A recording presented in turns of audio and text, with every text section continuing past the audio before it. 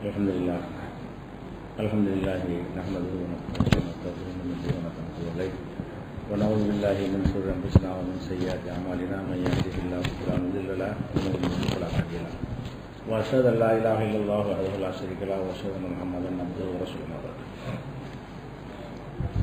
கண்ணியத்திற்குரிய எல்லாம் வல்ல அல்லாஹு ஜல்ல ஷானஹு தஆலாவின் நல்லடியார்களே, இஸ்லாத்தின் ஆதாரம் இறைவனின் வஹி மட்டுமே என்ற இந்த தொடரிலே திருக்குர்ஆனும் நபிகள் நாயகம் ஸல்லல்லாஹு அலைஹி வஸல்லம் அவர்களுடைய வழிகாட்டுதலும் மாத்திரம்தான் இஸ்லாத்தினுடைய மூல ஆதாரம் என்பதற்கு ஏராளமான சான்றுகளை பார்த்தோம்.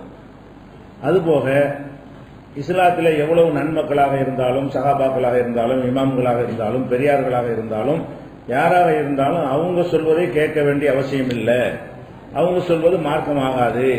மார்க்கத்தில் அவங்க சுயமாக சட்டம் வகுக்கிற அதிகாரம் படைத்தவர்கள் இல்லை என்பதற்குரிய சான்றுகளை பார்த்தோம்.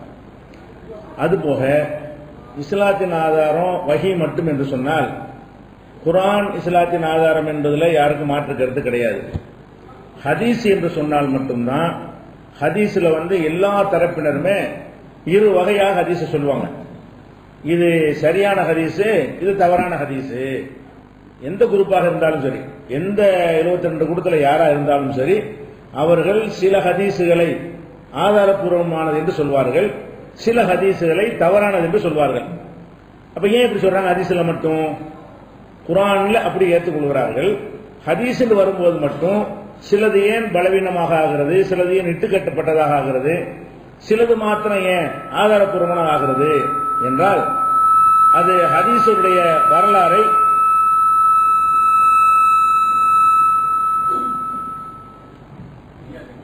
அப்ப ஹதீஸுடைய வரலாறை கொஞ்சம் தெரிந்து கொண்டால்தான் ஏன் இப்படி இந்த மாதிரி இரண்டாக பிரித்திருக்கிறார்கள் என்று வழங்க முடியும்.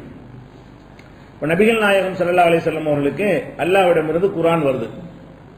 குர்ஆன் வந்த உடனே அந்த குர்ஆனுக்கு இரு வகையான பாதுகாப்புகளை ரசூல் ஸல்லல்லாஹு அலைஹி வஸல்லம் ஏற்படுத்துகிறார்கள். ஒரு வகையான பாதுகாப்பு என்னவென்று சொன்னால், அதை மக்களுக்கு சொல்லி மனப்பாடம் செய்ய வைக்கிறார்கள். அன்றைய அரபுகளுக்கு எழுத படிக்க தெரியாத அரபுகளுக்கு நினைவாற்றல் ரொம்ப ஜாஸ்தியாக இருந்தது. அதனால அவங்கள மனப்பாடம் செய்ய வைத்து காரிகள் என்கிற பெயர்ல நிறைய பேர் குர்ஆனை மனனம் செய்ய வைக்கிறார்கள். அதுபோக ஒவ்வொரு வசனமும் ஒவ்வொரு சூறாவும் வரும் பொழுதெல்லாம் வஹியை எழுதுவதற்கென்றே சிலரை நியமித்திருந்தார்கள்.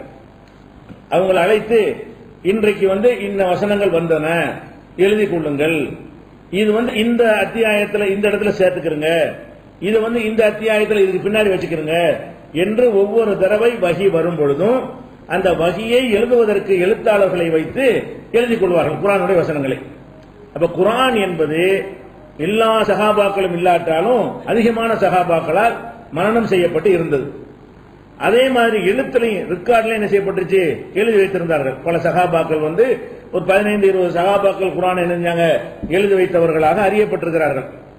அப்ப எழுதி வைத்திருக்கிற காரணத்தினாலையும் அந்த மனப்பாடம் செஞ்ச காரணத்தினாலையும் ரசூல் ஸல்லல்லாஹு அலைஹி வஸல்லம் மரணத்துக்கு பிறகு எல்லாருமா கூடி எழுதி வைத்தது மனப்பாடத்தை எல்லாம் வச்சு ஒத்து பார்த்து, யாராவது விட்டுருக்காங்களா, யாராவது சில வசனங்களை எழுதாம இருக்கிறாங்களா என்பதை எல்லாம் பார்த்து ஓதுறவங்களையும் விட்டு செக் பண்ணி எல்லாத்தையும் தொகுத்து ஒரு பிரதியா ஆக்கிட்டாங்க.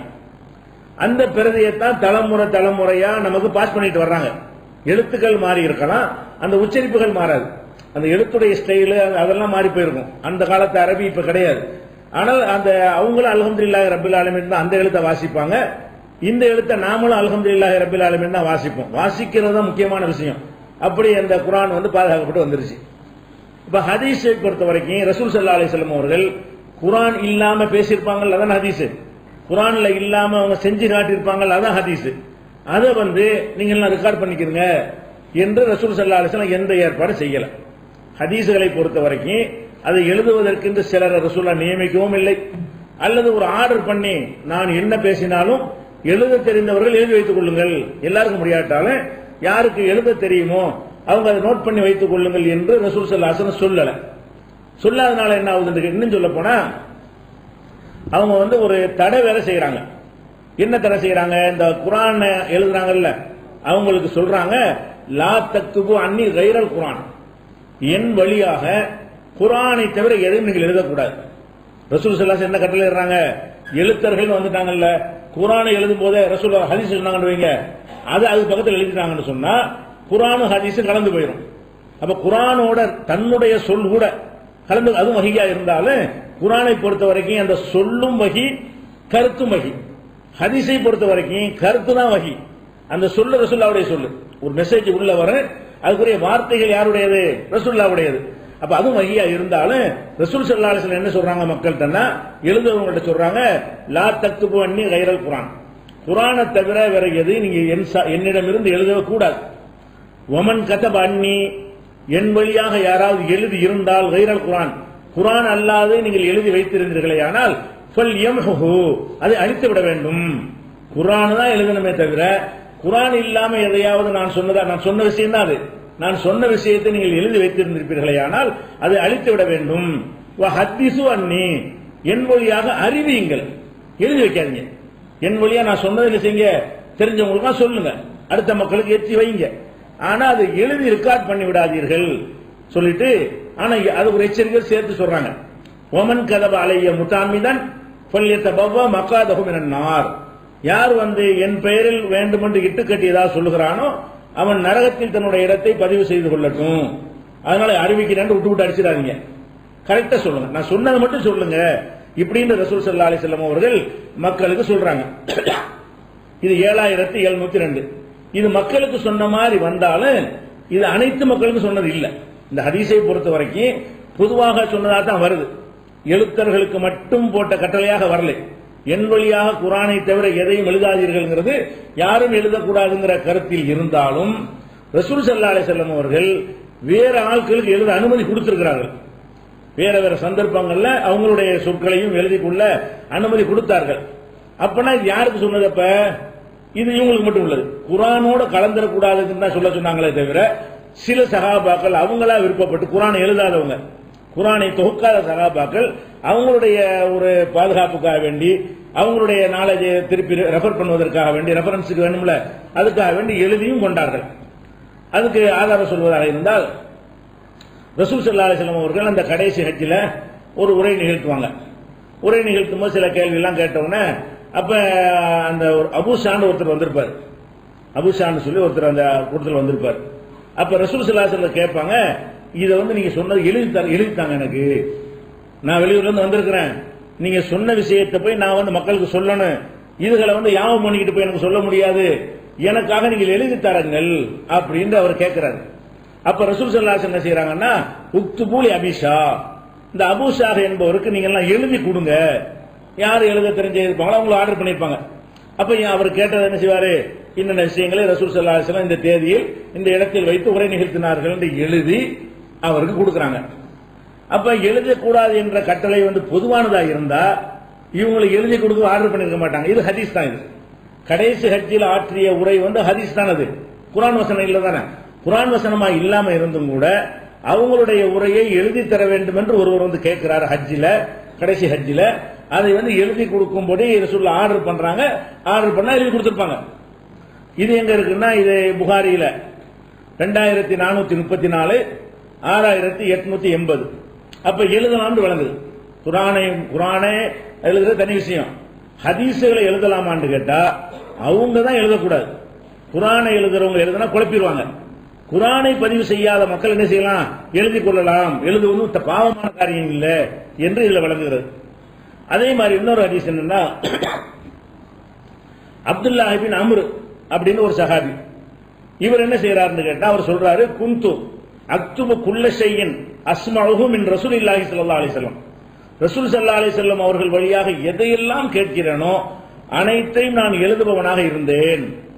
அப்துல்லாஹ் இப்னு அம்ர் சொல்றாரு, ரசூல் ஸல்லல்லாஹு அலைஹி வஸல்லம் சொன்னதையெல்லாம் அவர் கேட்டதுதான். அவர் கேட்டதே 1% 2% தான் இருக்கும். 98% செய்தி அவர் சபையில் இருந்திருக்க மாட்டாரு. அவர் கேட்ட விஷயங்களை நான் இதையெல்லாம் ஹதீஸ் தொகுத்து எழுதலவர், அவர் கேட்ட விஷயங்களை மட்டும் எழுதிக்கிட்டாங்க. என்ன சொல்றாருன்னு கேட்டா, அக்துபு குல்ல ஷை, குன்து அக்துபு குல்ல ஷைஇன் அஸ்மஉஹு மின் ரசூலில்லாஹி ஸல்லல்லாஹு அலைஹி வஸல்லம், ரசூல் ஸல்லல்லாஹு அலைஹி வஸல்லம் அவர்கள் வழியாக நான் எதையெல்லாம் கேட்டேனோ அதையெல்லாம் நான் எழுதி வைப்பவனாக இருந்தேன். அப்ப அந்த குறைஷ் குலத்தை சேர்ந்த முஸ்லிம்கள் நல்ல அறிஞர்கள் சொன்னாங்க, நீ எல்லாத்தையும் எழுதுறியா, தக்துபு குல்ல ஷைஇன் தஸ்மஉஹு, நீ ரசூலுல்லாஹ்ட்ட கேட்கிற எல்லாத்தையும் எழுதிக்கிட்டு இருக்கிறியா, ரசூலுல்லாஹி ஸல்லல்லாஹு அலைஹி வஸல்லம் பஷருன், ரசூலுல்லாஹ் ஒரு மனிதர், எத்தகல்லம பில் கலபி வரிலா, கோபமாவும் சந்தோஷமாவும் பேசக்கூடியவர்கள், கோபத்தில் கூட போய் பேசிடுவார்கள். நீ கேட்கறலாம் போட்டு எழுதி வைக்கிறா, பிரிச்சு தான் எழுதணும், எல்லாத்தையும் இப்படி எழுதுவ அப்படின்னு யாரோ சொல்ல அவருக்கு அட்வைஸ் பண்ண உடனே அவர் என்ன செய்யறாருன்னு கேட்டா அதை விட்டுட்டார். எழுதுறத என்ன செய்யறாரு, விட்டுட்டாரு. விட்டுட்டு என்ன செய்யறாருன்னு கேட்டா பிறகு போய் ரசூலுல்லாஹ்ட்ட சொல்றாரு சம்பவத்தை. நான் எழுதிக்கிட்டு இருந்தேன், சில பேர் குறைஷி குலத்தை சேர்ந்த சில பேர் என்னை பார்த்து நீ எல்லாத்தையும் எழுதிடாத, ரசூல் ஸல்லல்லாஹு அலைஹி வஸல்லம் கோபமா இருக்கும்போது என்ன சொல்லிடுவாங்க, ஒரு சந்தோஷமா இருக்கும் கொடுக்குறே சொல்லிடுவாங்க, மனிதர் தானே, அவங்க சொல்லலாம் அப்படி எழுதி வச்சுட்டா பிற்காடு மாதிரி ஆயிரும், அப்படின்னு ஆக்காதுன்னு சொல்றாங்க என்று இவர் ரசூலுல்லாஹ்ட்ட போய் இதை முறையிடுறாரு. அப்ப ரசூல் ஸல்லல்லாஹு என்ன செய்யறாங்கன்னு கேட்டா தன்னுடைய வாயை காட்டுப்படி வாயின் பக்கம் விரல வச்சு உக்துப், நீ எழுது. இப்போ வல்லதி நஃப்ஸி பியதிஹி, என்னுடைய உயிர் யாருடைய கைவசத்தில் இருக்கிறது அவன் மீது ஆணையாக, மா யஹ்ருஜு மின்ஹு இல்லா ஹக்குன், இதிலிருந்து இந்த வாயை காட்டுறாங்க, இதிலிருந்து உண்மையை தவிர வேறு எதுவும் வராது, என் வாயில் இருந்து உண்மையை தவிர எதுவும் வராது, நீ எழுதிக்க. அவங்க தப்பா சொல்லி இருக்கிறாங்க, நான் உண்மையை ஹக்க தான் சொல்லுவேன், பொய் சொல்ல மாட்டேன், தாராளமா நீ எழுதிக்கன்னு சொன்ன உடனே மறுபடியும் எழுதினார். யாரு, அப்துல்லா இப்னு அம்ர் என்பவர். இது அபூதாவுதுல சஹீஹான ஹதீஸ், அபூதாவுதுல 3646, அகமதுல 6510, இன்னும் நிறைய நூல்கள் இருக்குது. அப்ப இதுல என்ன வழங்குது என்று கேட்டால் ரசூல் ஸல்லல்லாஹு அலைஹி வஸல்லம் எழுதக்கூடாதுன்னு சொன்ன தடை இருக்குல்ல, எல்லாருக்கும் இல்ல. எழுதக்கூடாதுன்னு சில பேர் எழுதவே கூடாதுன்னு சொல்றாங்க, அப்படி கிடையாது. ஹதீஸ் எழுதலாம், ஆனால் குர்ஆனுக்கு செஞ்ச மாதிரி அவங்களே சிரத்தை எடுத்து எழுத வைக்கவும் இல்லை, அந்த எழுத்தர்களை எழுதுமாறு கட்டளையிடவும் இல்லை, அனைத்தையும் எழுதுமாறும் சொல்லவே இல்லை. யார் யார் கேட்கிறீங்களோ அவங்க எழுதிக்கலாம் என்கிற வகையில் அந்த அனுமதி கொடுத்திருந்தார்கள்.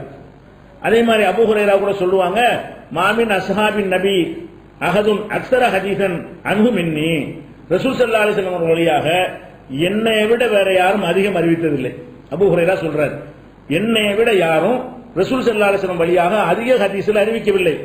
இல்லாமா கான மின் அப்துல்லாஹ் இப்னு அம்ர், அப்துல்லா இப்னு அம்ர் அவர்களிடமிருந்து ஏற்பட்ட எழுத்தை தவிர, இன்னஹு கான யக்துபு, அவர் பாட்டு கேட்கலாம் எழுதி வச்சிருவாரு, வலா அக்துபு, நான் எழுத மாட்டேன், அதனால அவர்கிட்ட ஜாஸ்தியா இருக்கலாம், ஏன்னா கேட்கணும் எழுதி வச்சிருக்காரு, நான் அதிகமா அறிவிச்சிருக்கிறேன், என்ன அளவுக்கு யாரும் அறிவிச்சதில்லை, எனக்கு நிகராக அதுக்கு மேலாக யார் வருவா, அப்துல்லா இப்னு அம்ர் வருவாரு, ஏனென்றால் அவர் அனைத்தையும் எழுதுவார், நான் எழுத மாட்டேன்.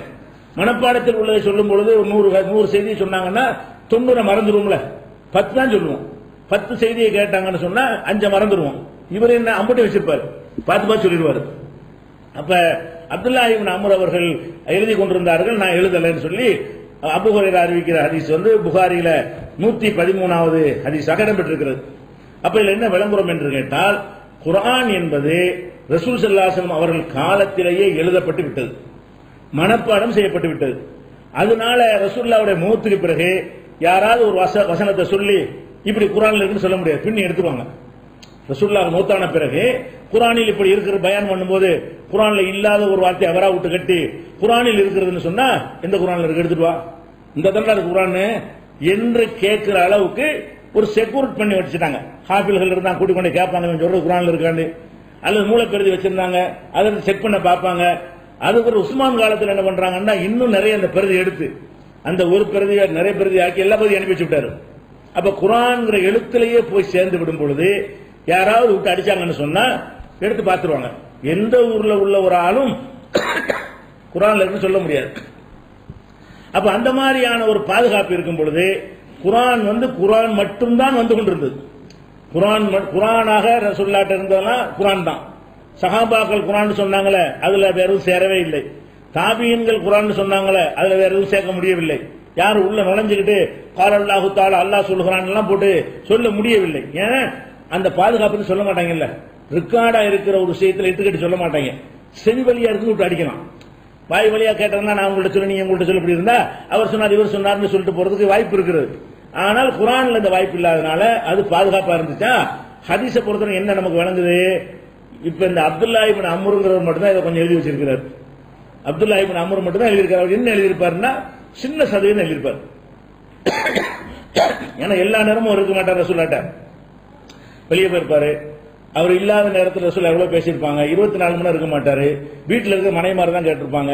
இவர் கலந்து கொண்ட சபைகள்ல மட்டும் என்ன செய்வாரு, அதை கேட்டதை எழுதி வச்சிருவாரு. இது ஒரு வகை. இந்த அபூசாக்கு ஒன்று எழுதி கொடுத்தாங்க, அது ஒண்ணு.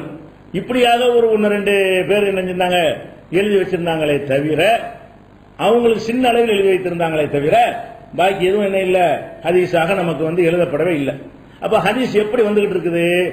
எல்லாம் வாய் வழியா தான் சொல்றது. ஒவ்வொருத்தர் அவர் அடுத்தவர் சொல்வாரு, அவர் அடுத்தவர் சொல்வாரு. இப்படியே வாய் வழியாகவே ஹதீஸ்கள்லாம் என்ன செய்யுது வந்து கொண்டே இருக்கிறது. இந்த வாய் வழியா வந்து கொண்டிருக்கும் பொழுது துவக்கத்தில் ஆரம்பத்தில் எழுதணும்னு வந்தவங்க யாருன்னு கேட்டா சில பேர் முன் வந்தாங்க. ரசூலுல்லாஹ்வுடைய காலம்லாம் முடிந்த பிறகு நாம ஹதீஸுக்கு ஒரு எழுத்து வடிவம் கொடுக்கல என்று சொன்னா கியாமத் வரைக்கும் இந்த மார்க்கம் இருக்கு, அவன் கடிக்க ஆரம்பிச்சிருவான் ஹதீஸ்னு சொல்லி.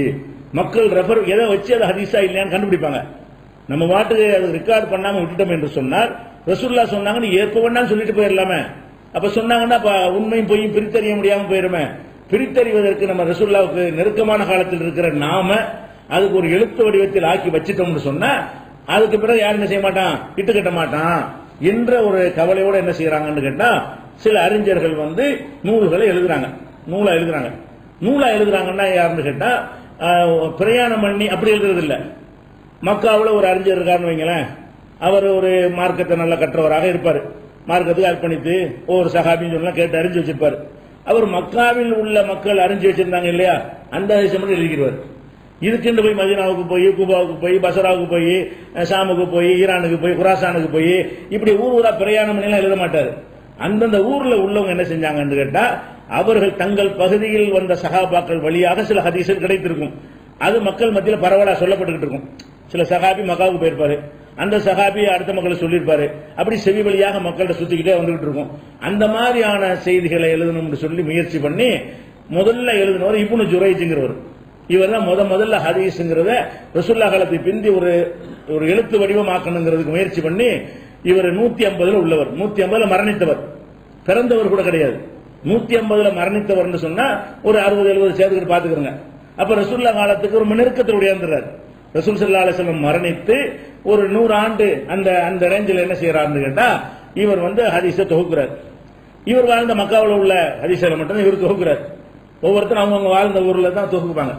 அதுல தொகுக்கும்போது என்ன செய்யறாருன்னு கேட்டா ரசூலுல்லாஹ் சொன்னதை மட்டும் எழுத மாட்டாரு. இப்பதான் நம்ம ரசூலுல்லாஹ் சொன்னது, சஹாபி சொன்னது, தாபி சொன்னது பிரிக்கிறோம்.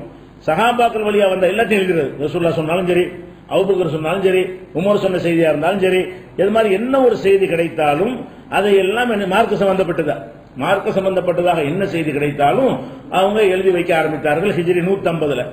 அப்ப என்ன செய்யல, இந்த செய்திகளை வந்து திரட்டி அனைத்து ஹதீசுகளையும் வைத்து திரட்டக்கூடிய நிலையில் இருக்கவில்லை. அடுத்து 150 அவர் செஞ்சிட்டாரா. 153 ஒரு 3 வருஷம் கழிச்சு மாமர் பின் ராஷித் என்கிற ஆளு, இன்னொரு 3 வருஷம் கழிச்சு சாயித் பின் அபி அரூபா என்கிற ஆளு, அதுக்கு ஒரு 160 10 வருஷம் கழிச்சு சோபா என்கிறவர், 163 சுஃபியான தௌரி, அபு அவானா ஹம்மாத் இப்னு சலமா 176 இவங்க எல்லாம் வாழ்ந்தது. மாலிக் இமாம் வந்து 179 மரணிக்கிறாங்க. இப்னுல் முபாரக் 181, ஹுசைன் 188, ஜரீர் 188. இந்த 188 இந்த காலம் வரைக்கும் உள்ளவங்க எல்லாம் ஹதீஸ்ல என்ன செய்யறாங்க, அவங்க பகுதியில் உள்ள எழுதுறாங்க. இவங்க எல்லாம் என்ன செய்யறாங்க, ஹதீஸ் திரட்டிலாம் எழுதல. தங்கள் பகுதிக்கு சஹாபாக்கள் வந்து தங்கள் பகுதியில மக்கள்கிட்ட சொல்லிட்டு போயிருப்பாங்க. அந்த செய்தி பல மக்கள் வழியாக செவி வழியாக மக்கள் மத்தியில பேசப்பட்டு கொண்டு இருக்கும். அதுகளை கேட்டு ரெக்கார்ட் பண்ணி வைக்கிற வேலையை செஞ்சாங்க. ஒரு அளவுக்கு என்ன செஞ்சு பாதுகாக்கப்பட்டு இருந்துச்சு. இன்னும் சொல்ல போனா அதுல வந்து இந்த சொன்ன ஆட்களுடைய நூல்கள்லாம் முக்காவாசி இல்ல, எழுதுனாங்கன்னு ரெக்கார்டு இருக்கே தவிர அதெல்லாம் இருக்குமே. ஆனால் அதுல டவுட் கம்மியா இருக்கும். என்கிட்ட ஒரு ஆள் விட்டா அங்க போயிடும். 80 நூறுலாம் இருந்தா எனக்கு தாபி அறிவிச்சார், தாபிக்கு சஹாபி அறிவிச்சார், 2 பேர்ல போயிடும், ரசூலுல்லாஹ் வரைக்கும் போயிடும். ரசூலுல்லாஹ் சொன்னதாக வருவதற்கு எத்தனை பேர் தான் தேவை? இவங்களெல்லாம் 2 பேர் அளவுக்கு போயிடும். காலம் செல்ல ஆள் ஜாஸ்தி ஆயிடும். இன்னைக்கு ஒரு ஹதீஸ் அறிவிக்கிறாரு என்ன செய்யறது? ரசூலுல்லாஹ் எனக்கு எங்க அப்பா சொன்னாரு, அவருக்கு அவர் சொன்னார், அவர் சொன்னார் கூட எத்தனை பேரை சொல்றது? இப்படி அது பெரிய லிஸ்டே வந்து ஒரு ஹதீஸை விட ஆட்களுடைய பட்டியல் பெருசா போயிடும். அந்த அளவுக்குலாம் வரக்கூடியது. ஆனா அந்த நெருக்கமான காலத்தில் இருக்கிறவங்களுக்கு குறைவான அந்த அறிவிப்பாளர்கள் இது முடிஞ்சிடும். இப்படி எழுதி வச்சாங்க. இது ஒரு வகை. அதுக்கப்புறம் 200 தாண்டின பிறகு தயாலிசிங்கிறவர், ஷாஃபி, அப்துல் ரஸாக் அவர் நூல் கிடைக்குது.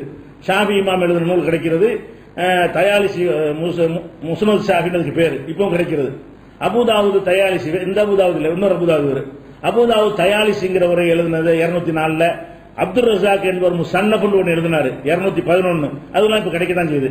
சயீத் இப்னு மன்சூர், அலி இப்னு அல் ஜாதி, இப்னு அபி ஷைபா இவங்க எல்லாம் இதெல்லாம் கிடைக்கிற நூல்கள். அதாவது 188 வரைக்கும் உள்ள ஆளுக்கு எழுதுனதெல்லாம் எழுதினாங்க. 1-2 எழுத்து பிரதியா இருக்கிறது, மக்கள்கிட்ட பெரிய அளவுல அது ரீச் ஆகி கொள்ளவில்லை.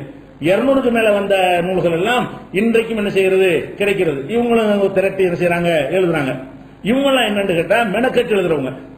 இவங்க என்னன்னா அந்த ஊர்ல உள்ளது மட்டும் இல்லாம மதீனாவுல ஜரீர் இருந்தார், மக்கள் இருந்தாரா, அங்க போயிட்டு அவரை சொன்ன ஹதீஸையும் திரட்டிக்கிறது, மதீனாவுக்கு வர்றது, அங்க சொன்ன ஹதீஸையும் திரட்டிக்கிறது, கூபாவுக்கு போறது. எங்கெல்லாம் இஸ்லாமிய அறிஞர்கள் இருப்பதாக அறியப்படுகிறார்களோ, எங்கெல்லாம் சஹாபாக்களுடைய தாக்கம் இருந்ததாக கேள்விப்படுகிறார்களோ, அங்கெல்லாம் போய் தொகுத்து எழுதுனது. பல ஊர் ஆட்களுடைய ஹதீஸ் இருக்குது. இவங்க எல்லாம் 200க்கு முந்தி உள்ள ஆளுக்கு ஹதீஸ் எல்லாம் பாத்தீங்கன்னா பல ஊர் ஆட்களுடைய ஹதீஸ் இருக்காது. ஒரு ஊர்ல பரவி இருந்த ஹதீஸ் மட்டும்தான் தெரியும். அப்ப இதை கொஞ்சம் பிராட் ஆக்கி என்ன செய்யறாங்க, இவங்க எல்லாம் எழுதுறாங்க. அதே மாதிரி இப்னு அபி ஷைபா, இஸ்ஹாக் இப்னு ராகவி அதெல்லாம் அந்த கிதாப்ல இருக்குது. முஸ்னத் அஹ்மது இருக்கு, தாரிமி இருக்குது. இவங்க எல்லாம் என்ன செய்யறாங்கன்னா அந்த எல்லா பக்கமும் சுத்தி எழுதுறாங்க. அந்த வரிசையில தான் புகாரி வந்து 256ல வர்றாரு. புகாரி சிறந்த ஹதீஸ்ங்கிறோம்ல, இந்த புகாரிங்கிறவர் 256. அதுக்கு முன்னாடி 40-50 பேர் எழுதியிருக்காங்க ஹதீஸ்களை. இன்னும் முஸன்னஃப் அப்துர் ரஸாக்லாம் பெரிய பெரிய வால்யூம் கொண்டது. முஸ்னத் அஹ்மது இருக்கு, அஹ்மது வந்து புகாரியோட உஸ்தாத். அஹ்மது பின் ஹம்பல்னு சொல்றோம்ல, ஹம்பல் இமாம்ங்கறாங்க 4 மதுஹப்ல, அவருக்கு மதுஹப் சம்பந்தம் இல்ல, அவர் ஹதீஸ்களை மேதை. அப்ப அஹ்மது பின் ஹம்பலுடைய மாணவர் தான் புகாரி. அஹ்மது பின் ஹம்பல் எழுதின முஸ்னத் அஹ்மது புகாரியை விட 7 மடங்கு பெருசு இன்னைக்கு ஹதீஸ் எண்ணிக்கையில. அவ்வளவு பெரிய அளவுக்கு உள்ள வால்யூம் கொண்டது எது? அஹ்மது. அப்ப புகாரியை விட ஜாஸ்தியாக மத்தவங்க எல்லாம் எழுதியிருக்கிறாங்க. முஸன்னஃப் அப்துர் ரஸாக் ரொம்ப பெருசு தான். முஸன்னஃப் இப்னு அபி ஷைபா என்பது அதுவும் ரொம்ப பெருசு தான். அப்ப பெரிய பெரிய நூல்கள்லாம் வந்து தொகுத்து எழுதியிருக்கிறாங்க. இந்த புகாரியுடைய இது மட்டும் எதனால அவர் 256ல வர்றாரு. இந்த 256ல வந்து அவர் என்ன பண்றாருன்னா, இதை வந்து நம்ம கொஞ்சம் நெறிப்படுத்தணும், என்ன கேட்டதெல்லாம் எழுதக்கூடாது, அது கொஞ்சம் கரெக்டான செய்திகள் தான் எழுதணும், ஃபில்டர் பண்ணி எழுதணும்னு சொல்லி சஹீஹானதை எது ஆட்களை வச்சு எடை போட்டு சஹீஹானதான் எழுதணுங்கிற ஒரு நிலைப்பாட்டுக்கு யார் வர்றா? புகாரியுடைய காலத்தில் வாழ்ந்தவர்கள் தான் அந்த மாதிரியான ஒரு கருத்துக்கு வந்து, அதுக்கப்புறம் முஸ்லிம்லாம் எடுத்த 261, இப்னு மாஜா 275, திருமதி 279, ஹாரிஸ் முஸ்னத் ஹாரிஸ் கிடைக்குது 282, இப்னு அபி ஆசிம் சுன்னான் ஒரு புக் எழுதியிருக்காரு 287, பஸ்ஸார் இப்பவும் கிடைக்குது, நசை கிடைக்குது 303, அவரு அபு யாலா இப்பவும் கிடைக்கிறது அந்த புக்கு 307, இப்னு ஹுசைமா 311, இவங்களாம் ரொம்ப பின்னாடி ஓடியாந்துறாங்க. இப்னு ஹிப்பான் 354, தபரானி 360, அப்ப தாரகுத்னி 405 உடைய தபரானி 385, தாரகுத்னி 405, ஹிஜ்ரி 405க்கு பிறகுலாம் ஹதீஸ்ல தேடி தேடி தொகுக்குறாங்க. ஆளுக்கு ஜாஸ்தியா இருக்கும்.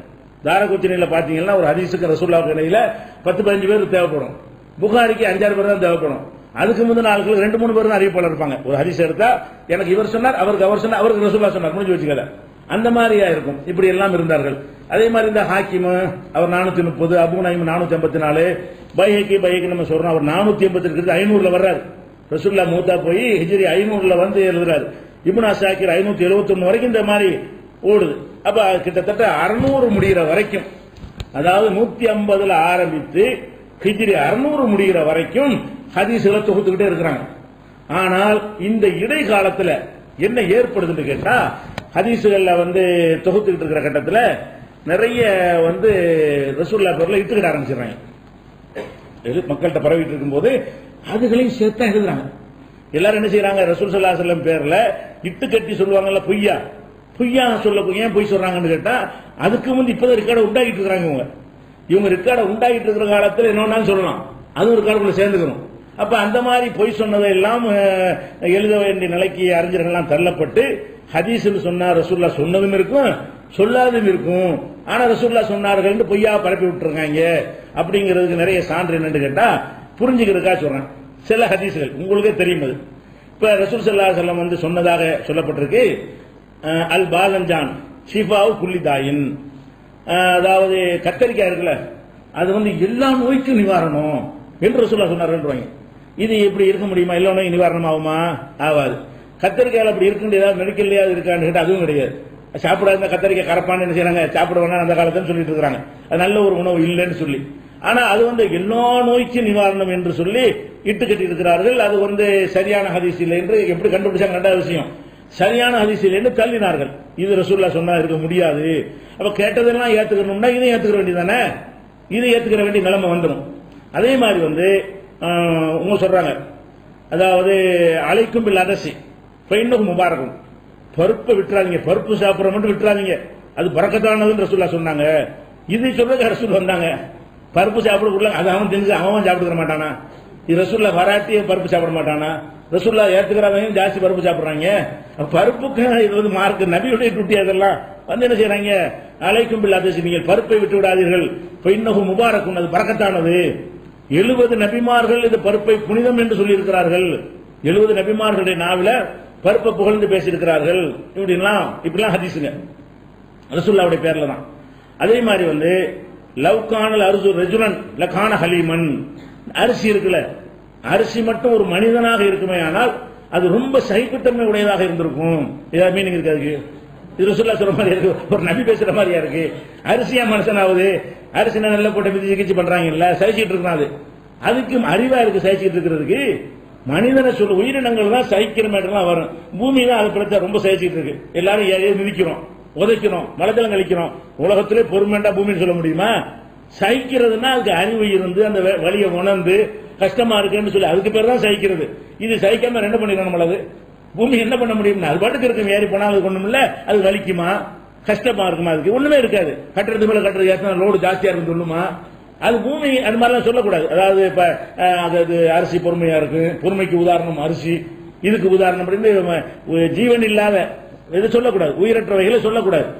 அது மாதிரி சொல்றாங்க, மா கலகு ஜாயுன் இல்லா சுபகு, பசித்த யாரு அரிசியை சாப்பிட்டாலும் வயிறு நிறையாமல் இருக்காது.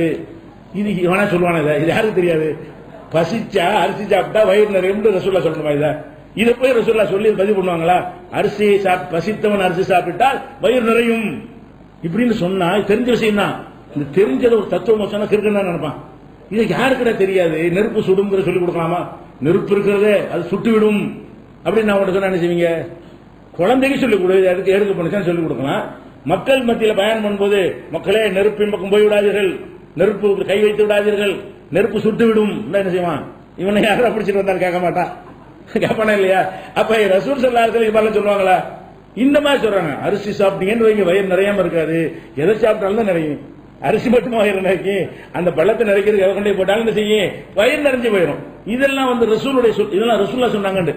பார்க்கும்போது என்ன செய்யும்? ஒரு வாரியான ஆளா இருப்பார்கள், இருக்க ஒரு உலர் இருப்பார்கள் அப்படி நினைப்பான்ல. இதுக்காக எதிரிகள் செஞ்சிருக்காங்க ரசூல்லாவை பத்தி. அவர் பெரிய சீர்திருத்தம், புரட்சி, அனல் பறக்கிற தீவிர பிரச்சாரம் இதெல்லாம் செஞ்ச ரசூல எப்படி ஆக்க பார்க்க இந்த ஹதீஸ்கள்லாம் ஒரு விவரம் கட்ட ஒரு ஆள் மாதிரி, சும்மா அர்த்தம் இல்லாம உளர்ற ஒரு ஆள் மாதிரியும் காட்டுகிறது. இப்படி எல்லாம் ஹதீஸ்கள் என்ன செஞ்சாங்க, சொன்னாங்க. அதே மாதிரி வந்து இன்னொரு ஹதீஸை பாருங்க, மல்லம் யகுல்லஹு மாலும் யதஸத்தகு பிஹி, உங்கள்கிட்ட தர்மம் எல்லாரும் தர்மம் செய்யணும். கண்டிப்பா தர்மம் செய்யணும். காசு இல்லைன்னு வைங்க, யகூதி நசாரா இருக்காங்கல்ல, அவங்க வந்து டெய்லி 2 லானத்து பண்ணி விட்டுரு, லானத்து செஞ்சிருங்க. காசு இல்லைன்னு சொன்னா யகூதி நாசமா போய்விட்டும், நசாரா நாசமா, தர்மம் செஞ்சு கிடைச்சிருமா? இது இப்படி செய்யல, இதாமா இருக்கும். டெய்லி போய் என்ன செய்யணுமா? காசு வசதி காசு உள்ளவங்க தர்மம் செய்யுங்க, காசு இல்லாதவர்கள் செய்யணும்னா பொல் அனில் யகூத ஒன் நசாரா, யகூதி நசாராக்களை லானத்து செய்யுங்கள்.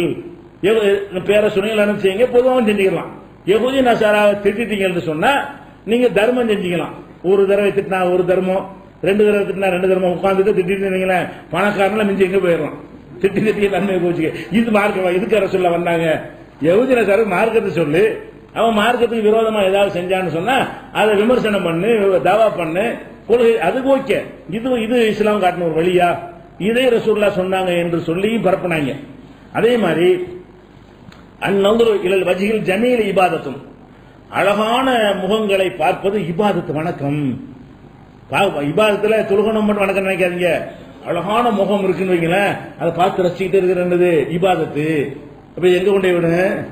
அழகான முகத்தை பாருன்னா என்ன சொல்ல வர்றாங்க? இதெல்லாம் வந்து ஒரு வேற மாதிரி சின்ன அர்த்தத்தில் சொல்றாங்க. அப்படி இந்த மாதிரி காமுகனா இருக்கிற இவனோ ஒருத்தன் செஞ்சிருக்கான், இதை ரசூல்லா பொருளை கட்டியிருக்கிறான். அழகான முகத்தை பார்ப்பது இபாதத்து என்று இதெல்லாம் ஹதீஸ் கிதாபுகள்ல இருக்கிறது. இட்டுக்கட்டப்பட்ட ஹதீஸ்கள் என்று பின்னாடி உள்ள அறிஞர்கள் ஒதுக்கி இருக்கிறார்கள். ஆனா இது எழுதப்பட்டு வைத்திருக்கிறது, அதை நம்ம பார்க்கிறோம். அதே மாதிரி வந்து கண்கள் வந்து சில பேருக்கு நீல ப்ளூ கலரா இருக்கும். கருவெளி இருக்குல்ல, கருவெளி வந்து கருப்பா இருக்கிறதுக்கு பதிலாக நீல கலரா இருக்கும். இப்ப நீல கலராக வந்து கண்ணாடி வாங்கி வச்சுட்டு அது ஒரு ஸ்டைல் பண்ணிட்டு இருக்காங்க. நல்ல கண்ணு உள்ளாலாம் என்ன செய்யறாங்க, வேணுங்கிற கலருக்கு கண்ணை மாத்திக்கலாம், அதுக்கு ஒரு கண்ணாடி மாதிரி விற்கிறாங்க. அதை வாங்கி அதை ஒட்டிக்கிட்டு என்ன செய்ய போனா நீல கண்ணாவும் தெரியும், பச்சை கண்ணாவும் தெரியும், மஞ்சள் கண்ணாவும் வாங்கிக்கலாம், சிவப்பு கண்ணாவும் வாங்கிக்கலாம். அந்த மாதிரியான அந்த சினிமாக்களுக்காக கண்டுபிடிச்சதை வச்சு இப்ப ஸ்டைலா போயிடுச்சு.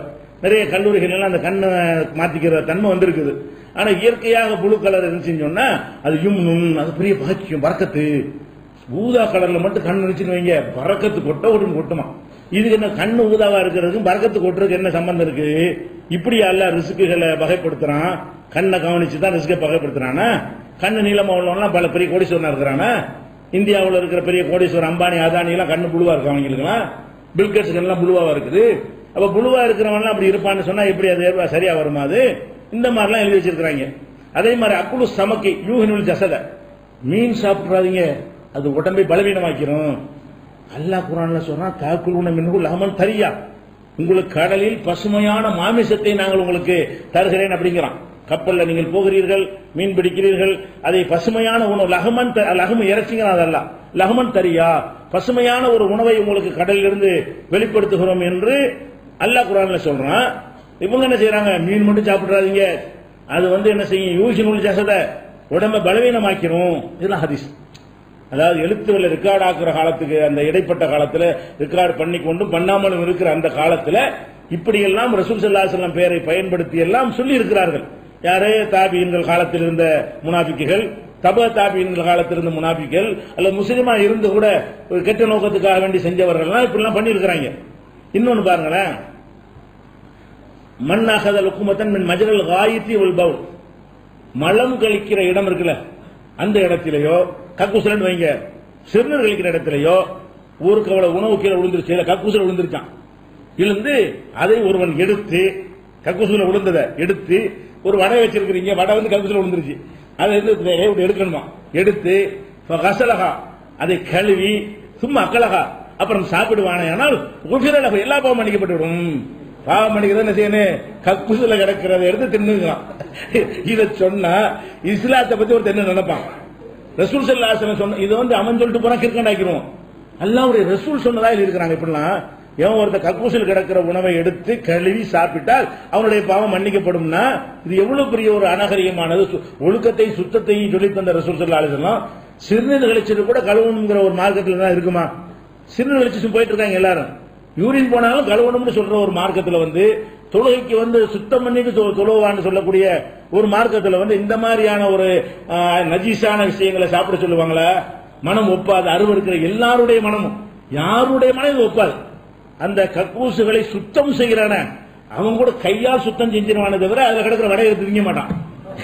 கக்கூசை சுத்தம் செய்யறவன் அவனுக்கு கூட ஜீரணிக்க முடியாது. அதை சுத்தம் செய்யறவனுக்கு கொஞ்சம் அருவருப்பு கம்மியா இருக்கும்ல, அவன் கூட செய்ய தயங்குகிற ஒரு காரியத்தை மார்க்கம் என்கிற பெயரில் சொன்னால் மார்க்கத்தை யார வருவானா? அதுதான் திட்டம் போட்டு என்ன செஞ்சாங்க ரசூலுல்லாஹ் காலத்துல யூதர்கள்லாம். அவன் இஸ்லாமிய போர்வை போத்தி கொண்டு இதை ஒழிக்கிறதா இருந்தா இவர் பேர்ல விட்டு அடி பண்ணுவேன். அவர் போயிட்டார். இனிமே இஸ்லாத்தை ஒழிக்க வழி என்ன? இந்த ஒரிஜினல் குர்ஆன் அப்படி போச்சுன்னு சொன்னா, ஒரிஜினல் ஹதீஸ் போனுச்சுன்னா சீக்கிரத்தில் உலகத்தில் அதை என்ன செஞ்சேன் அப்படி ஆண்டு விடும். அதுக்கு விடக்கூடாது என்று சொன்னால் இப்படி கொஞ்சம் கட்டுக்கதையில போட்டு இதான் இவர் அந்த மாதிரி உளர்னாலா, அந்த மாதிரி சரியா இருக்காதுப்பா, இந்த மாதிரி ககுசல் ஒரு திங்க சொல்றாங்க, இது ஒரு மார்க்கமா இது அப்படின்னு சொல்றதுக்காக தான் செஞ்சிருக்க முடியும். இந்த மாதிரி எல்லாம் சொல்லி வைத்திருக்கிறார்கள். அதே மாதிரி அலைக்கும் பில் மில்ஹி, உப்பு விட்டுறாதீங்க, உப்பு கம்பல்சரியா சேர்த்துக்கிறங்க. ஃபைன்னஹு ஷிஃபாவுன் மின் 70 தான், 70 வியாதிகள் நோய் மருந்து இருக்கிறது, 70 நோய்க்கு என்ன இருக்கு உப்புல மருந்து இருக்கிறது அப்படின்னு ரசூலுல்லாஹ் சொன்னாங்க. இன்னும் உப்பு பாராட்டி நிறைய இருக்குது. உப்பு சாப்பிடுறது நல்லதா கெட்டதாங்கல கருத்து வேறுபாடு இருக்குது அறிஞர்கள் மத்தியில, விஞ்ஞானிகள் மத்தியில. சிறிதளவு சேர்த்துக்கிறோம், கொஞ்சம் வேணும்னு சொல்லக்கூடிய அயோடின் தேவைங்கிறவங்க சொல்றாங்க. சில பேர் வேணாம் உப்பே சேர்க்கக்கூடாது, 40க்கு மேல என்ன செய்யக்கூடாது, சேர்க்கக்கூடாது, அது பிரஷரை உண்டாக்கும் அப்படின்னு சொல்லி அலோபதி வைத்தியங்கள்ல அது நல்லதா சொல்லப்படவே இல்லை. அது நல்லதா இருந்துட்டு போகுது, நல்லதாக இருந்துட்டு போகுது, கெட்டதா இருந்துட்டு போகுது, அது பிரச்சனை இல்லை. இது ஏன் மார்க்க மூலம் எதுக்கு புசுற? அல்லாஹ்வுடைய ரசூல் ஒரு முக்கியத்துவம் சொன்னாங்கன்னு சொன்னா அது மார்க்க ரீதியான விஷயமா கட்டளை இட்டுறாங்களா, அவங்க விரும்பி திண்டாங்கன்னு அது ஒரு விஷயம். நீ சாப்பிடுன்னு சொன்னா எந்த அளவுக்கு கேட்டா, இப்பவும் இன்னைக்கும் நீங்கள் எத்தனை முஸ்லீம் வீடுகள் என்ன செய்ய விருந்து வைக்கும் போது என்ன செய்வாங்கன்னா ஒரு கோப்பையில் முதல் உப்பு கொண்டு வைப்பாங்க. ஃபர்ஸ்ட் உப்பு தான் திங்கணும். உணவுலாம் வைக்கிறதுக்கு முன்னாடி சின்ன கோப்பையில் ஒன்றா என்ன செய்வாங்க, உப்பை கொட்டி கொண்டாந்து வைப்பாங்க. வந்து உட்கார்ந்தெல்லாம் உப்பு எடுத்து சுண்ணத்துன்னு சொல்லிக்கிட்டே எடுத்து திம்பாங்க. ஆளுக்கு ஒரு உப்புக்கல்ல போட்டுட்டு அப்புறமேல தான் என்ன செய்வாங்க, உணவை சாப்பிடுவாங்க. அது இந்த இனிப்பு நல்லா தெரியறதுக்காக உப்பு முத போட்டுட்டா நல்லா இருக்குங்கிறது அது ஊத்துக்கலாம். அப்படி சொல்லலாம். எப்படி சொல்லலாம்? ஸ்வீட் கொடுக்கணும் வைங்களேன், கம்மியா தெரிகிற ஆட்களா இருந்தா ஒரு உப்பு முத போட்டுக்கிறங்க, அப்புறம் ஸ்வீட்டை சாப்பிட்டு பாருங்க, 2 மடங்கு இனிப்பா தெரியும். அந்த மாதிரி ஒரு நாக்கை ஏமாத்துறதுக்கு கொடுத்தா பரவாயில்லை. நீவே எதுக்கு வைக்கிறான் அந்த உப்பை? அது நல்லது, சிறந்ததுங்கிறான். அது செஞ்சா 70 வியாதிக்கு நிவாரணம்ங்கிறான். அது வியாதிகள்லாம் 70 வியாதி அதான் உண்டாக்குதுன்னு சொல்றாங்க. ஒரு பக்கத்தில் உட்காந்துட்டு சாப்பிடக்கூடாதுங்கிறாங்க. உப்பு இல்லாத பொருள்கள் அவங்க ஒன்று தனியாக தயாரிக்கிறாங்க. சில ஆட்களுக்காக என்ன செய்யறான், அது ஒரு 25% மக்கள் அப்படி ஆகிட்டாங்க. இன்னைக்கு 25% மக்களுக்கு வந்து உப்பு இல்லாதவங்க பொருள் தயாரிக்கிற அளவுக்கு வீட்டில் 2 சமையல் நடந்துட்டு இருக்கு. பாதி வீடுகள் என்ன இருக்கு, உப்பு போட்டு ஒரு சோறு, உப்பு இல்லாம ஒரு சோறு, உப்பு போட்டு ஒரு சப்பாத்தி, உப்பு இல்லாம ஒரு சப்பாத்தி செய்யற அளவுக்கு இருக்கு நிலைமை. அப்ப அது இன்னும் 70 வியாதிக்கு நோய், 70 வியாதிக்கு நிவாரணம் வந்து எப்படிலாம் இருக்குமா? எல்லாரும் பாராட்டிட்டு அப்படி கண்டுபிடிச்சு கூடுதல் உறுதிப்படுத்திருப்பாங்க விஞ்ஞானிகள்லாம். அப்படி இருந்தா இல்ல. அப்ப இதெல்லாம் பொய் நல்லா தெரிஞ்சுக்கிட்டு இருக்கும்போது என்ன செய்யறாங்க, என்னத்தையாவது விட்டு உளறதுக்காக செஞ்சிருக்கிறார்கள் விளங்குறோம். அதே மாதிரி வந்து இதெல்லாம் இன்னைக்கும் மக்கள்கிட்ட இருக்கு. உப்பு சுண்ணத்துங்கிற கருத்து என்ன இருக்கு, அந்த காலத்துல இருந்த மாதிரி இன்னைக்கும் சுண்ணத்து ஏன் வந்துச்சு? எவனோ இட்டு கட்டின ஒரு விஷயத்தை நம்பி அது வாழடி வாழையா சொல்லி கொடுத்து அதை ஒரு ரசூலுல்லாவுடைய சுண்ணத்துன்னு அர்த்தம், ரசூலுல்லா சொன்னாங்கன்னு அர்த்தம். அப்படி நம்பக்கூடிய காட்சி எல்லாம் பாக்குறோம். அதே மாதிரி மாமின் ருமானின் இல்லா அதாவது பிஹப்பத்தின் ருமானி ஜன்னா, எந்த ஒரு மாதுளம்பழத்தை எடுத்துக்கொண்டாலும் சரி, அதுல உடைச்சிங்கன்னா அதுல ஒரே ஒரு விதை மட்டும் சொர்க்கத்துடையதா இருக்கும். எந்த மாதுளம்பழத்தை எடுத்தாலும் சரி, அதுல மாதுளம்பழத்தை மட்டும் பங்கு வச்சு கொடுத்துறாதீங்க இப்படிலாம் சொல்லுவாங்க. மாதுளம்பழத்தை முழுசா தின்றுங்க. ஏன்னு கேட்டா ஒரே ஒரு சொலை என்ன இருக்குது, மாதுளை இதுல ஒரு விதை வந்து சொர்க்கத்துடைய அடங்கி இருக்கிறதுல, சொர்க்கத்துடைய வாற்றல கலந்து இருக்குது. அது இங்கேயே சொர்க்கம் கிடைக்க சின்ன விஷயமா அது. அதனால மாதுளம் பழத்தை வாங்கினால் பிரிச்சு பாதி வீதம் கொடுத்தீங்க, அடுத்தவங்களுக்கு போயிடும். உங்களுக்கு காசு கொடுத்து வாங்கினா இல்லாம போயிடும். அதனால முழு மாதுளம் பழமா தான் சாப்பிடணும். இப்பெல்லாம் கிராமங்கள்ல சொல்லுவாங்கன்னு பார்த்தா ஹதீஸ் எழுதி வச்சுக்கிறாங்க. இப்பதான் சொல்லுவாங்க, நாங்கெல்லாம் சின்ன பிள்ளையா இருக்கும்போது கடைசியில் பார்த்து ஹதீஸ் தமிழ் எழுதி வச்சுக்கிறாங்க, ஹதீஸ்ங்கிற பேர்ல. இந்த மாதிரி எல்லாம் அதே மாதிரி வந்து இஸ்லாத்துல வந்து பெண்களுக்கும் எல்லா விதமான உரிமை கொடுக்கப்பட்டிருக்கு. கல்வி உரிமை கண்டிப்பா இருக்கிறது மார்க்கத்தில். குர்ஆன்ல என்ன சொல்றான், முஃமினாத்து பௌலுஹும் அவுலியா பௌலின், மூமினான ஆண்களும் பெண்களும் ஒருவர் மற்றவருக்கு உற்ற நண்பர்களாக இருக்கிறார்கள். யஅமுருன பில் மஅரூஃபி, நன்மை ஏவுகிறார்கள். வயன்ஹூன அனில் முன்கரி, தீமையை தடுக்கிறார்கள். மூமினான ஆண்களா இருந்தாலும் நல்ல விஷயங்களை ஏவணும், தீமையை தடுக்கணும், மார்க்கத்தை அறியணும். ரசூல் ஸல்லல்லாஹு அலைஹி வஸல்லம் அவருடைய காலத்துல பெண்கள்லாம் வந்து கேள்வி, அவங்க சம்பந்தப்பட்ட கேள்விகள் எல்லாம் கேட்டிருக்கிறாங்க. வெக்கம் வந்து அவங்களுக்கு மார்க்கத்தை கற்றுக் கொடுத்து தடையாக இருந்ததில்லை. அவங்களுக்கு பிறகு ரசூலுல்லாஹ்வுக்கு பிறகு ஆயிஷா நாயகி உட்பட பெரிய பெரிய சஹாபி பெண்கள் எல்லாம் மக்களுக்கு மார்க்கத்தை சொல்லிக் கொடுத்திருக்கிறார்கள். ரசூல் ஸல்லல்லாஹு அலைஹி வஸல்லம் அவர்களே பல பிரச்சனைகள்ல மனைவிட்டு ஆலோசனை நடத்தியிருக்கிறார்கள். ஒரு சிக்கல் வரும்பொழுது மனைவிட்ட போய் எப்படி டீல் பண்ணலாம் என்று ஆலோசனை நடத்தியிருக்கிறார்கள். ஆதாரம் நிறைய இருக்கிறது. இவங்க என்ன செய்யறாங்கன்னு கேட்டா, ஹதீஸ் ரசூலுல்லாஹ் பேர்ல ஷாவிருஹுன்ன வ காலிபுஹுன்ன, நீங்கள் வந்து பெண்கள்கிட்ட ஆலோசனை பண்ணுங்க, பண்ணிட்டு அவங்க என்ன சொல்றாங்களோ ஏற்க மாதிரி நடங்க. அது கேட்காம தொலைஞ்சிட்டு போயிடலாம். அதாவது பெண்கள்கிட்ட கருத்து கேளுங்க. அவங்க செய்யலாம்னு சொன்னாங்கன்னு செய்யாதீங்க, செய்யாதீங்கன்னு சொன்னாங்கன்னு செஞ்சிருங்க. ஒரு ஆளுக்கு தர்மம் செய்யலாமான்னு கேட்கறீங்க, மனைவிட்டு கேட்கறீங்க, செய்ய சொன்னாங்கன்னா நீ செஞ்சிடக்கூடாது, செய்ய வேணான்ட்டாங்க செஞ்சிருங்க. அப்ப பெண்கள்கிட்ட நீங்கள் ஆலோசனை செய்யுங்கள், அதுக்கு நேர் மாத்தமா நடங்கள். அது இது ஆலோசனை செய்யாதுன்னு சொன்னாலாச்சும் ஒரு கருத்து போயிடும். கருத்தை இது கேட்கறது, கருத்தையும் கேட்டுவிட்டு அந்த கருத்தை மீறுங்க, வேணும்னு மீறுங்க. இது வந்து பெண்களை இழிவுபடுத்துறதுக்காக வேண்டி பெண்கள் மட்டும் ஒரு குடும்பத்தில் பஞ்சாயத்தா இருக்காங்க, பொண்டாட்டி சொல்லு கேட்காம வந்திருப்பாங்க, அவங்க உண்டாக்கியிருப்பாங்க. இந்த யாரும் உண்டாக்கியிருப்பா, வீட்டில் பொண்டாட்டி சொல்ல கேட்கக்கூடாதுக்காக வேண்டி ரசூலா என்ன சொன்னாங்க தெரியுமா, உன் சொல்ல கேட்கக்கூடாது ரசூலா சொல்லிட்டாங்க. உன் ஆலோசனை கேட்பேன், ஆனா எடுத்து நடக்க மாட்டேங்க, ரசூலா சொல்லிட்டாங்கன்னு அடங்கிடுவாங்கல்ல. அப்ப ரசூல் ஸல்லல்லாஹு அலைஹி வஸல்லம் பேரை போட்டு இந்த பெண்களை அடக்குவதற்காக வேண்டிதான் இதை இட்டு கட்டியிருப்பானே தவிர, இது வந்து குர்ஆன்லயே ஹதீஸ்ல இப்படி இருக்குமா? அல்லாஹ்வுடைய ரசூல் இப்படி சொல்லியிருப்பாங்களா? அவங்களே முஸ்லிமாட்ட ஆலோசனை கேட்டாங்க. அந்த மக்கா வெற்றியின் போது நோன்பு திறப்பாங்கல்ல, மக்கள் எல்லாம் திறக்க மாட்டேம்பாங்க. குர்பானி விஷயத்துல ரசூல்லா அறுக்கிறதுக்கு முடிவு பண்ணுவாங்க, மத்தவங்க அறுக்க மாட்டாங்க, இஹ்ராம களைய மாட்டாங்க. இதுல எல்லாம் ரசூல்லா யார்கிட்ட ஆலோசனை கேட்கறாங்க? மனைவி மாற்ற ஆலோசனை கேட்கறாங்க. அவங்க சொல்ல கேட்டு நடக்கிறாங்க. அப்ப இது பெண்கள்கிட்ட ஆலோசனை கேட்கறது ஏன் தடுக்கிறீங்க? அவங்க அறிவு, அவங்க மனிதர்கள் இல்லையா? அவங்களும் தொழுகை பார்த்து கடமையாக்கப்பட்ட அறிவு இருக்குன்னு அர்த்தம். ஆன்மா இருக்கான்னு சர்ச்சை பண்ணிட்டு தான் ஒரு காலத்துல அதெல்லாம் உடைச்சி எரிஞ்சு அவங்களுக்கு சொத்துரிமை, திருமண வாழ்க்கையை தேர்ந்தெடுக்கிற உரிமை, கல்வி கற்கிற உரிமை, எல்லா உரிமையும் இஸ்லாத்துல கொடுத்திருக்கையில ஆலோசனை கேட்டு மீறுங்கன்னு அர்த்தப்ப இந்த மாதிரியான ஹதீஸ் எல்லாம் கட்டி வச்சிருக்கிறாங்க. அதே மாதிரி வந்து 3 காரியங்கள் பார்வையை கூர்மையாக்குமா. மங்களான பார்வை டாக்டர்கிட்ட போவாதிய 3 காரியம் இருக்குது. அதை செஞ்சா பார்வை ரொம்ப பிரைட் ஆகி போயிடும், கூர்மையாயிரும்.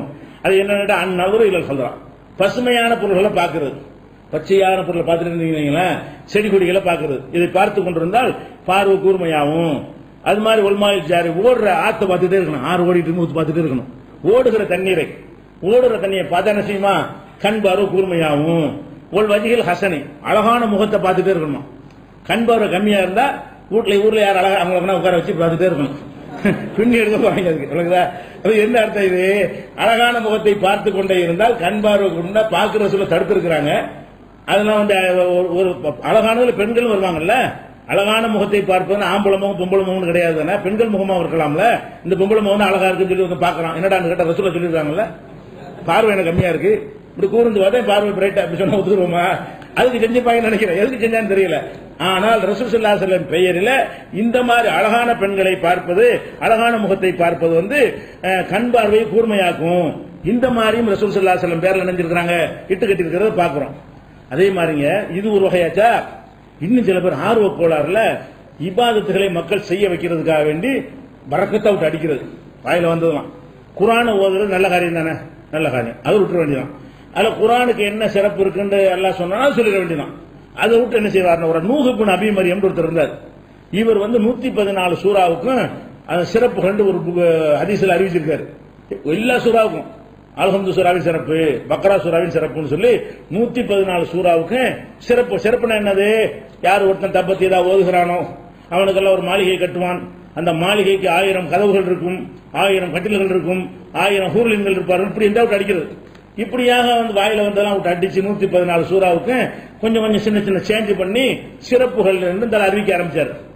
அறிவிச்ச உடனே ரொம்ப ரசூலுல்லாஹ் சொல்லிருக்க விட்டு அடிக்கிற மாதிரி தெரியுது, இவன் ஆளு பேசுறது சரியா தெரியல என்று கூப்பிட்டு வச்சு விசாரிக்கிறாங்க. எங்க இருந்து கிடைச்சு உனக்கு இந்த மாதிரி 114 சூறாவுக்கு சிறப்பு எழுதியிருக்கிறிய, எங்க இருந்து கிடைச்சி? மின் ஐநலக்க ஹாதா, இது உனக்கு எங்க இருந்து கிடைத்தது அப்படின்னு அவன் சொல்றான். மக்கள்லாம் என்ன செய்யறாங்கன்னு கேட்டா, இப்னு இஸ்ஹாக் என்பவருடைய வரலாறையும் மற்றவர்கள் எழுதிய வரலாற்று புத்தகத்தையும் படிக்க ஆரம்பிக்கிறார்கள். குர்ஆனை ஓத வைப்பதற்கு நான் என்ன செய்யலாம் திட்டம் போட்டேன், அதுக்கு நானா தான் செஞ்சேங்கிறான். மக்களை குர்ஆனை ஓதாம வேற ஒரு புத்தகம் படிக்கிறாங்களாம். அதுல இருந்து திருப்புவதாக இருந்தால் ஒவ்வொரு சூறாவுக்கும் பயங்கரமான நன்மைன்னு நான் சொன்னேன்னு சொன்னா அதுக்கான படிப்பாங்கல்ல, நல்ல வந்திருப்பார்ல. இவங்க யாரு இபாதத்தை தப்லீக்ல செய்யற மாதிரி, தப்லீக்ல விட்டு அடிப்பாங்கல்ல பொய், எல்லாமே பொய்யத்தான் சொல்லுவாங்க. அந்த மாதிரி வந்து ஒருத்தர் வந்தாரு, இப்படி பணக்காரனா போயிட்டாரு, இப்படி இந்த மாதிரி கதை சொல்றது. இந்த மாதிரியான ஒரு அடிப்படையில வந்து பொய்களை விட்டு அடிச்சாலும் நூஹ் இப்னு அபீ மரியம் இவருடைய எந்த ஹதீஸ் சூறாவுடைய சிறப்பு எடுத்தாலும் ஒரு 5-6 சூறாவுக்கு தான் சிறப்பு இருக்கு. பொதுவாக குர்ஆன் சிறப்பு இருக்குது, குறிப்பிட்ட சூறாக்களுக்கு சிறப்பு என்று எடுத்துக்கொண்டால் 114 சூறாவுக்கு சொல்லப்படவில்லை. ஆனாலும் இந்த ஆள் என்ன பண்றாருன்னு கேட்டா, வரலாற்று நூல்களையும் கதைகளையும் படிச்சுட்டு இருக்கிறாங்க. அவங்கள மாத்தி அவங்கள சரியான பாதையை கொண்டு வர்றதுக்காக வேண்டி நான் தான் இதை பண்ணினேன் அப்படின்னு இவன் சொல்லி இருக்கிறான். யாரு? நூஹ் இப்னு அபீ மரியம். அதே மாதிரி வந்து ஆசூரா தினத்தில் அந்த ஆட்சி ஓடல இருக்கிறான். ஆசூரா தினத்தில் வந்து சுருமாயிட்டுக் கொள்வதும், ஆசூரா தினம் இருக்குல்ல, முஹர்ரம் 10 வந்து சுருமாயிட்டுக் கொள்வதும் ஜீனத் அலங்கரித்துக் கொள்வதும் அது வந்து ரொம்ப சுன்னத்தான நல்ல காரியம் செய்யணும் அப்படின்னு சொல்லி ஒரு ஹதீஸ். இது யார் எடுத்து கட்டிருப்பா? ஆசூரா நாள்ல நோன்பு வைக்கிறது இருக்குது. ஆசூரா நாள்ல அல்லாஹ் வந்து மூசா நபியை காப்பாத்தினாண்டு அதுதான் இருக்குது. அது ஒரு பண்டிகையாக ரசூல் ஸல்லல்லாஹு அலைஹி வஸல்லம் வந்து அலங்கரித்து சுருமாயிட்டு புது ட்ரெஸ் போட்டு அது மாதிரி இருக்கக்கூடிய நாளாக நமக்கு 2 நாள் தான் இருக்கிறது. நோன்பு பெருநாள் ஒண்ணு, ஹஜ் பெருநாள், இந்த 2 நாள் தான். ஈதுடைய நாள் 2 நமக்கு சொல்லிட்டாங்க.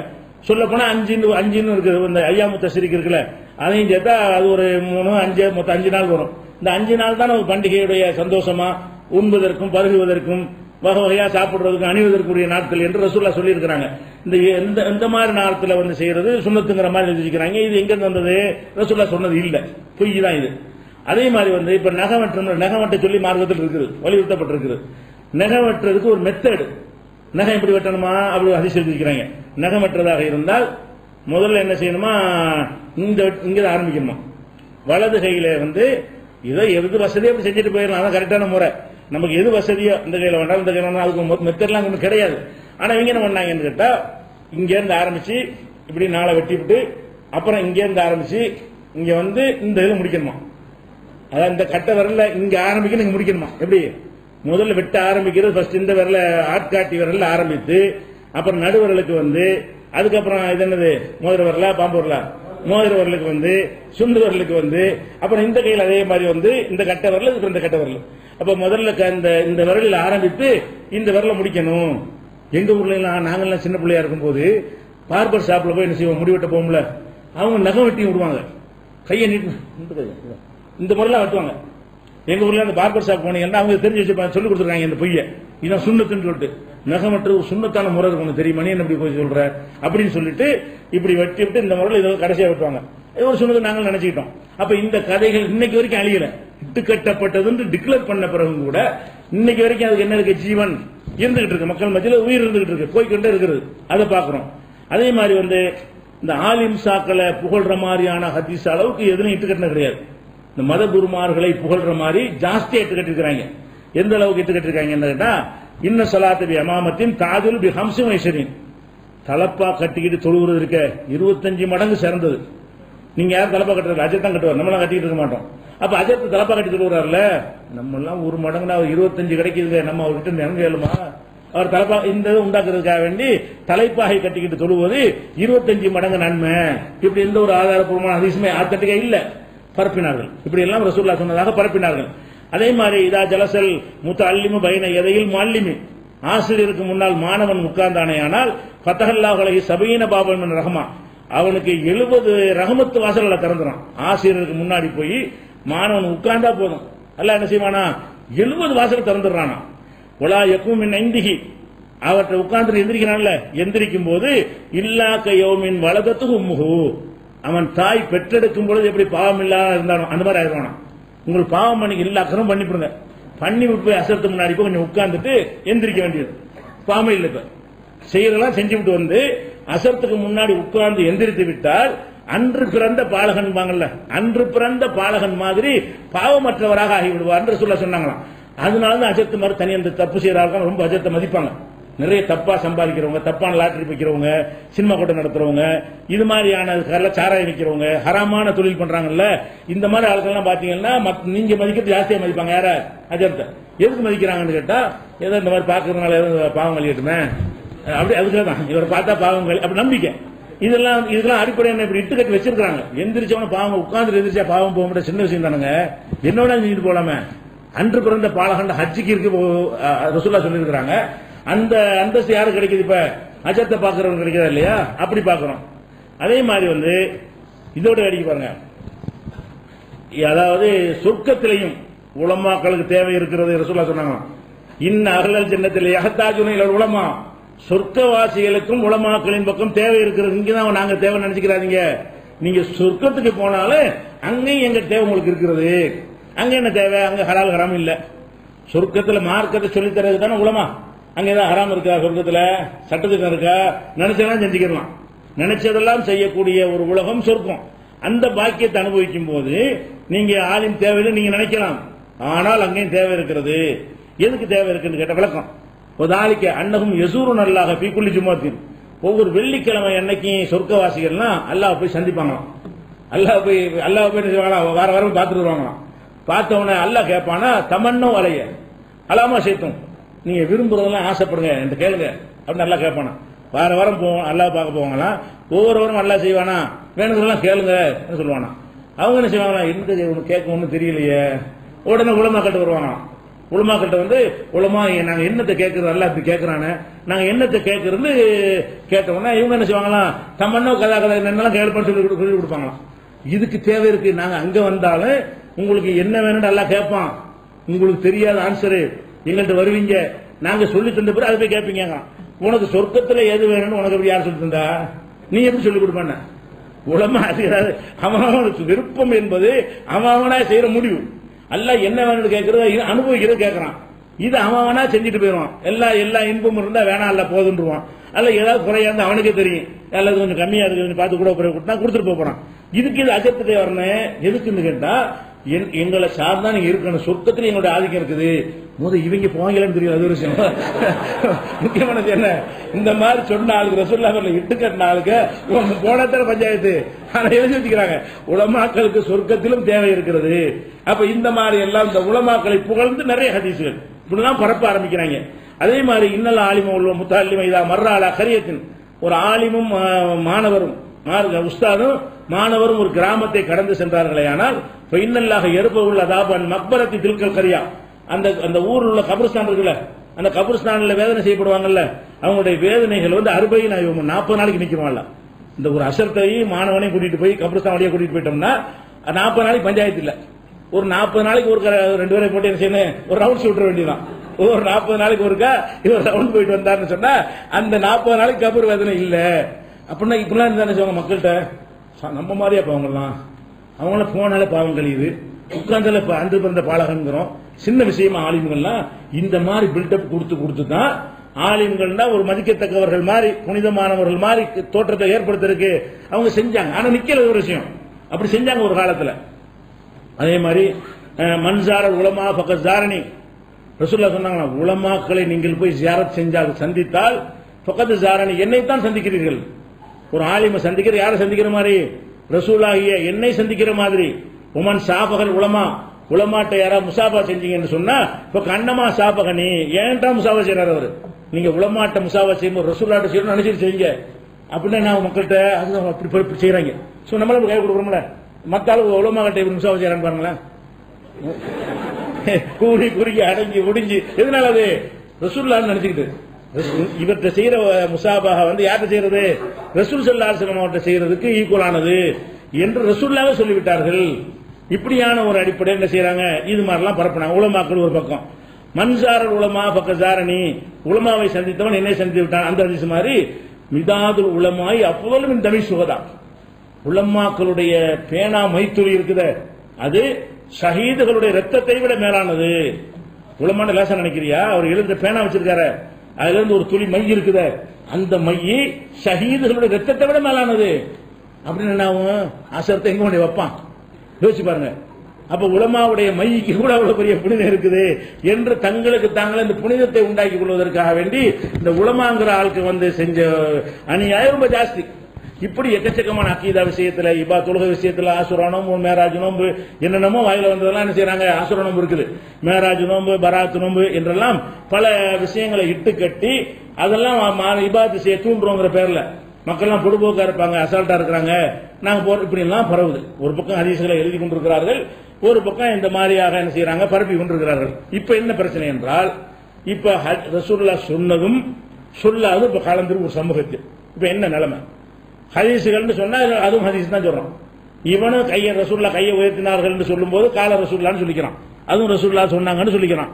அவனு சொர்க்கா சாப்பிட்டு சொர்க்கத்துக்கு போயிருவேன் அப்படின்னு சொன்னாங்க. மன்னக்கல துப்பா பக்க தகவல் ஜன்னா, சொர்க்காயத்தின்டா சொர்க்கத்துக்கு போயிடுவான் என்றெல்லாம் ஹதீஸ் சொன்னாங்க. அப்ப சொர்க்காத்தின்டா சொர்க்கத்துக்கு போவான்ங்கிறதையும் ரசூலுல்லாஹ் பேர்ல சொல்றாங்க, அது தொழுகையில கையை உயர்த்தணும் என்பதையும் ரசூலுல்லாஹ் பேர்ல சொல்றாங்க. ரெண்டு ஹதீஸ் தான்.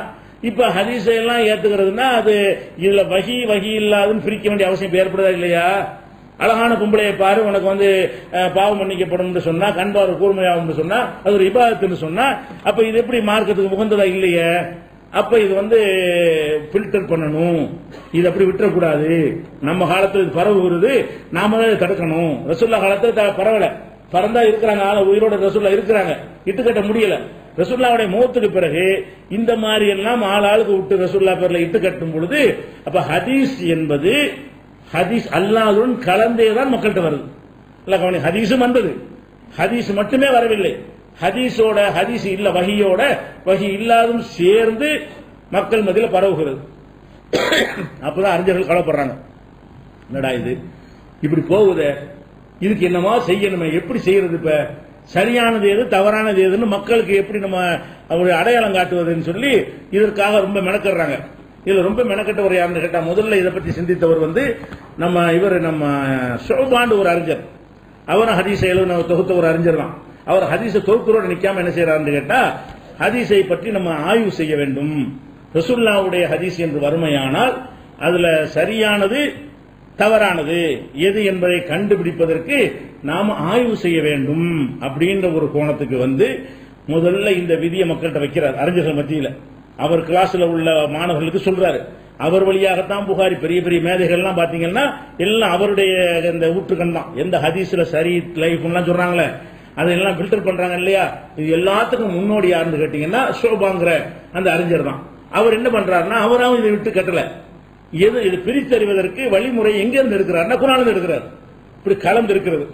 இந்த மாதிரி நேரத்தில் நம்ம என்ன மாதிரி செய்வது என்பதற்காக வேண்டி அவர் குர்ஆன்ல ஆய்வு செஞ்சு குர்ஆன்ல இருந்து ஒரு விதியை கண்டுபிடித்து அந்த விதியை மக்கள் மத்தியில் என்ன செய்யறாரு சொல்லி, இன்னென்ன மாதிரி இருக்கிறது ஏத்துக்கிறோம், இப்படித்தான் அல்லாஹ் நமக்கு வழிகாட்டுறான், இன்னென்ன மாதிரி இருந்தா ஏத்துக்கிற கூடாது, ரசூலுல்லாஹ் சொன்னாங்கன்னு சொன்னாலும் அதை ஏற்றுக்கொள்ள கூடாது ரசூலுல்லாஹ் சொல்லலன்னு ஒதுக்கிற வேண்டியதுதான் என்கிற மாதிரி ஒரு ரூலை வந்து ஷோபா அவர்கள் உருவாக்குறார்கள். அவர் என்ன ரூல்களை உருவாக்கினாரு, எந்த ஆதாரத்தின் உருவாக்கினாரு, எதன் அடிப்படையில் இது ஃபில்டர் செய்யப்பட்டது என்பது நாளைக்கு பார்க்கலாம்.